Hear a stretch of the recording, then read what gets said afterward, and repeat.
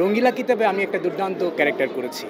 একজন অভিনেতা সেই জায়গাতে নিজেকে দেখতে পায় যদি সেই অনুযায়ী কাজ করে যায়, হ্যাঁ, যদি অপেক্ষা করে ধৈর্য ধারণ করে এবং আই থিংক একটা সময় গিয়ে সেই জায়গাটা রিচ করতে পারে বলে আমি বিশ্বাস করি। আমি নিজেকে একটা সেই জায়গাতে দেখতে চাই যেখানে একটা আর্টিস্টের স্বপ্ন থাকে। ব্ল্যাক মানির অভিজ্ঞতা যদি বলতে চাই সুদূর প্রসারী এবং অনেক বেশি।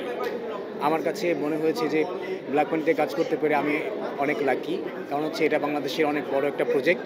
এই প্রজেক্টের প্রত্যেকটা আর্টিস্টই দেখবেন অনেক বড় বড় আর্টিস্ট, তাদের সাথে কাজ করতে পেরে আমি নিজেকে অনেক ভাগ্যবান বলে মনে করছি। পেছনে কি কি কাজ ছিল যদি একটু শেয়ার করতেন। আচ্ছা, আমি তো আসলে কাজ করছি অনেক দিন ধরে। ওটিটিতে আমার ডেবু হয়েছে চরকির মার্কিউলিস দিয়ে, এটা ডিরেক্টর ছিলেন আবু সাইদ ইমন ভাই। তারপরে হচ্ছে আমি চরকিতে আরেকটা প্রজেক্ট করি ভাইরাস, যেটা ডিরেক্টর ছিলেন ননম বিশ্বাস। আমাকে বিশ্বাস করে খুব দুর্দান্ত একটা ক্যারেক্টার দিয়েছিলেন এবং সেই ক্যারেক্টারটা আমি খুব সুন্দর করে করেছি। অনম বিশ্বাস তার পরবর্তীতে হইচইয়ের একটা অনেক বড় প্রজেক্ট করে যার নাম হচ্ছে রঙ্গিলা কিতাব, যেটা আপনারা শুনেছেন বা দেখেছেন বা জেনে থাকবেন। রঙ্গিলা কিতাবে আমি একটা দুর্দান্ত ক্যারেক্টার করেছি।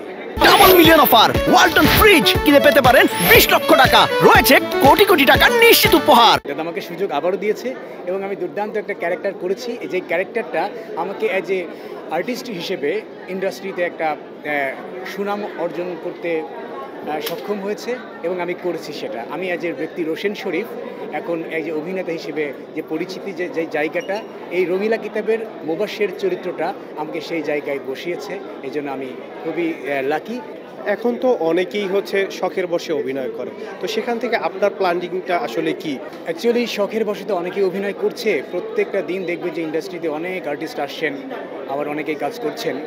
আমিও তেমনইভাবে কাজ শুরু থেকেই করতে চেয়েছিলাম, যেহেতু অভিনয়টাই করতে চেয়েছি, অভিনয়টাকে ভালোবাসি। এই জন্য আমি থিয়েটারের সাথে যুক্ত হয়েছিলাম, থিয়েটার করছি অনেক দিন।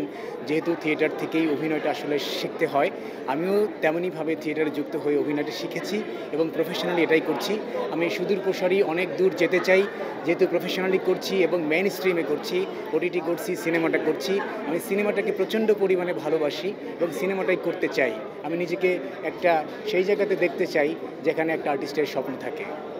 কি মনে হচ্ছে এখন আসলে নতুনদের সুযোগটা কতখানি আছে? নতুন যে সুযোগ, আসলে সুযোগের জন্য তো অপেক্ষা করতে হয়। আর আপনি খেয়াল করে দেখবেন যে হুট করে আসলে কোনো কিছু অ্যাচিভ হয় না।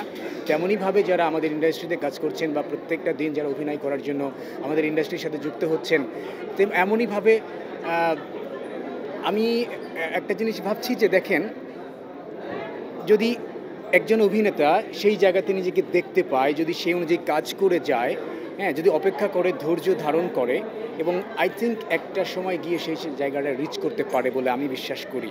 সেম একইভাবে আমিও পরিশ্রম করছি, কষ্ট করছি এবং কাজ করছি, ভালো ভালো কাজের সঙ্গেই যুক্ত আছি এবং ভবিষ্যতে যারা আরও ভালো ভালো কাজ করতে পারি এবং নিজেকে সেই একটা জায়গাতে স্থান করে নিতে পারি বলে আমি সেই চেষ্টাটাই করে যাচ্ছি। সামনে আসলে আপনার কি কি কাজ আসছে যদি একটু শেয়ার করতেন। আচ্ছা, থ্যাংক ইউ। সামনে আসলে আমার অনেকগুলো সিনেমা জমা হয়ে গেছে, যেগুলো আমার শুটিং শেষ হয়ে গেছে, ওটার ডাবিংও শেষ হয়ে গেছে। আগামী বছর 2025 সাল আমার বেশ কয়েকটা সিনেমা আসবে, যেটা কনফার্ম হয়েছে। এছাড়াও আমি বেশ কয়েকটা সিনেমা করব এবং কয়েকটা ওটিটির সঙ্গে আমার কথা হয়েছে, সেগুলো ফাইনাল হলেই আমরা শ্যুট শুরু করব।